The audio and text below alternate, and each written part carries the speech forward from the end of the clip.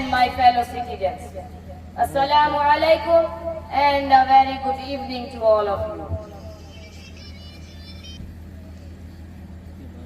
Today we gather to celebrate Independence Day, a day that fills our hearts with pride and gratitude.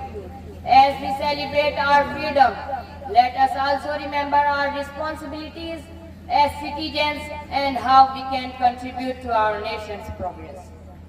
Guided by the principle of Islam, Islam teaches us the value of knowledge. My dear colleagues, education is the key to our future. Let us commit to learning and encouraging others to do the same. By pursuing knowledge, we can innovate, solve problems, and make our nations stronger. Unity is another cornerstone of our faith. My dear brothers, when we stand together, we are unstoppable. Let us work hand in hand, respecting our differences and focusing on our shared goals. Together we can build a harmonious and prosperous society. Economic progress is essential for our nation's growth. Islam encourages honest and fair business practices. Support local businesses, promote entrepreneurship, and ensure fairness in all your dealings. By doing so, we contribute to a thriving economy that benefits everyone.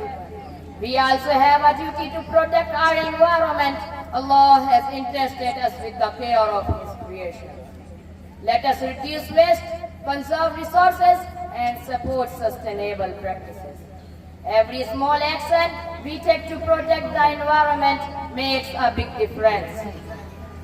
Social justice is a core principle of Islam. The Quran commands us to stand firmly for justice.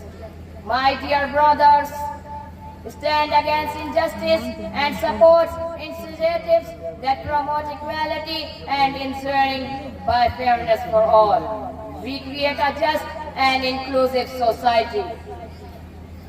Active citizenship is vital for our nation's progress. Participate in democratic process, vote and engage in community services. My dear friends, by being active and involved, we can make a positive impact and drive change.